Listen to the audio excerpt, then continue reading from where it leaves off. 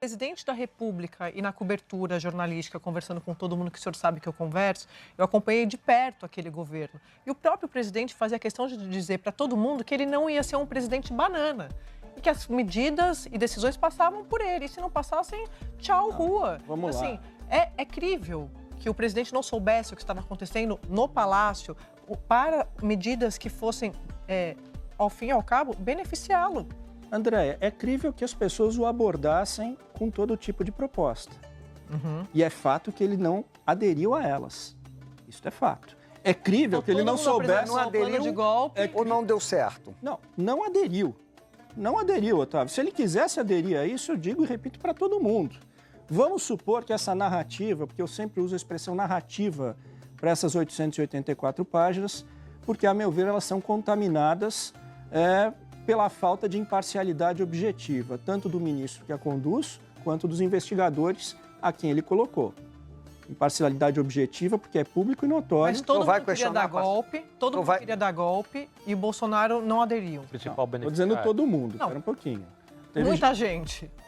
Sejam alguns. Ele nunca aderiu. Não aderiu nem a uma proposta de estado de defesa. Então por que ele não denunciou essas propostas que ele recebia? Veja, não era obrigação dele denunciar se aquilo ali não tivesse, Mas de não fato... tem uma obrigação ética, o senhor acha? Não, eu acho o seguinte, Andréia, vamos lá. E aí eu posso usar essa tua pergunta em relação a Freire Gomes e Batista Júnior, seguindo a narrativa que está ali colocada. De duas uma.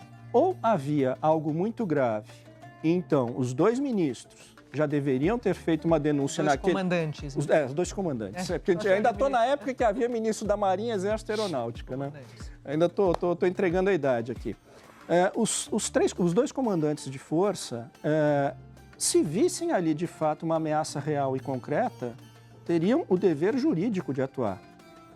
Ou, se não viram, se viram naquilo simplesmente uma elucubração acromática que não chegava a colocar em risco alguma coisa, não faziam nada, como de fato não fizeram. Então todo mundo prevaricou. Então, de duas uma. Ou eles são coautores por omissão, na medida em que têm o dever jurídico de impedir, ou então não se tinha nada que julgasse, que trouxesse uma gravidade objetiva ao ponto deles intervirem.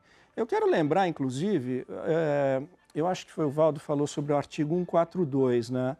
É interessante, porque esses mesmos comandantes de força, o da Marinha, o do Exército, Freire Gomes, e o da Aeronáutica, Batista Júnior, no dia 11 de novembro, redigiram e assinaram e publicaram uma carta legitimando as manifestações na porta dos quartéis, dizendo que era um direito constitucional de livre manifestação não violenta, de crítica aos poderes, de crítica às instituições. Citam isso textualmente e se colocam como poder moderador. Está lá no primeiro parágrafo dessa carta que, bom, são tantos episódios, a gente vai esquecendo.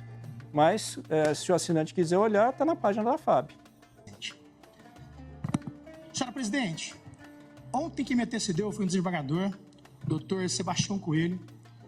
Ele falou a respeito de lavar as mãos de Afonso Pilatos. Eu gostaria de lembrar a todos os ministros aqui presentes e todos que me ouvem nessa tribuna que atrás desse plenário, inclusive, foi encontrado no jardim, como vossa presidente nos mostrou, existe um crucifixo. Não necessariamente para dizer de religião, até mesmo porque o Estado é laico, o Estado permite todas as religiões. É só para lembrar do maior erro do julgamento da história, que foi a crucificação de Jesus Cristo. É impressionante, e com a devida vênia eu vejo o ministro Alexandre de Moraes inverte o papel de julgador aqui nessa casa, nessa Suprema Corte. Ele passa de julgador a acusador. É um misto de raiva com rancor, com pitadas de ódio, quando se fala dos patriotas. Patriotas que na concepção maior, e basta dar no Google para isso, são aqueles que amam o seu país. Eu lhe perguntei, há quanto tempo o senhor não vê os seus filhos? Ele disse, há mais de 8 meses. E eu continuei insistindo no interrogatório. O que seus filhos acham que aconteceu contigo? Meus filhos acham que o pai deles morreu. Quando saem lá fora, eles olham uma estrelinha no céu e perguntam, é ali que papai está? Filhos de 6 e de 7 anos. Ora, excelência, eu pergunto, Será que esse julgamento se trata apenas de Tiago Matar? Ouvi falar tanto de pano de fundo hoje aqui. Mas as famílias desses considerados patriotas? E a família dessas pessoas que estão aqui respondendo o processo porque a única arma que tinham era uma bandeira verde e amarela? Mas poderiam dizer, é simples, doutor. Era só não ter cometido atos de vandalismo ou golpismo. Nós também, advogados aqui, somos contra qualquer tipo de ato golpista. Nós rechaçamos veementemente qualquer ato de bandalheira. Mas não são todos que cometeram essa bandalheira. É separar os grupos. Não é só separar executores, qualquer um é executor, qualquer um é mentor. Ainda ouvi o ministro Omar Mendes falar assim, existe mais alguém. Quem é esse alguém que está por trás disso tudo? A quem querem chegar?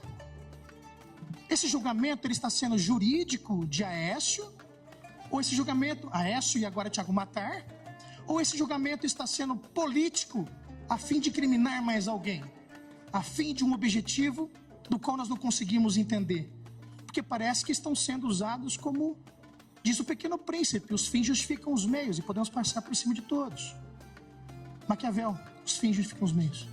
Presidente, como disse o eminente ministro Luiz Roberto Barroso, no mundo civilizado nós não vivemos de mentiras, falsidades e muito menos de agressões.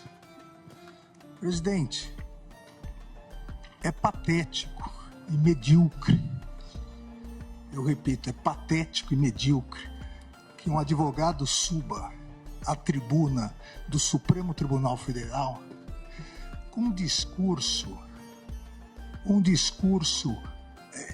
de ódio, um discurso para postar depois nas redes sociais que veio aqui agredir o Supremo Tribunal Federal, talvez pretendendo ser vereador do seu município no ano que vem. E eu digo com tristeza, presidente, que o constituído, o réu aguarda que o seu advogado venha aqui, venha defender tecnicamente, venha analisar tipo por tipo. O advogado ignorou a defesa. O advogado não analisou nada, absolutamente nada. Não analisou associação criminosa, não analisou dano, não analisou nada porque o advogado preparou um discursinho para postar em redes sociais. Isso é muito triste. Os alunos que aqui se encontram, os alunos do curso de Direito da Universidade de Rio Verde, de Goiás, hoje tiveram uma aula do que não deve ser feito na tribuna da Suprema Corte do país. Hoje tiveram uma aula do que um advogado constituído não deve fazer para prejudicar o seu constituinte. Ou seja, esquecer o processo e querer fazer uma média com os patriotas. Realmente é muito triste. E só não seria mais triste, ou só é mais triste, porque ainda confundiu o Príncipe de Maquiavel com o Pequeno Príncipe de Antonier de Saint-Exupéry, que são obras que não têm absolutamente nada a ver. Mas, obviamente, quem não leu nenhuma nem outra vai no Google e às vezes dá algum problema. É o problema do mundo das redes sociais. Então, realmente muito triste isso que ocorreu hoje aqui, presidente. Infelizmente, para o advogado, um momento triste que vai ficar na história e nos anais do Supremo Tribunal Federal.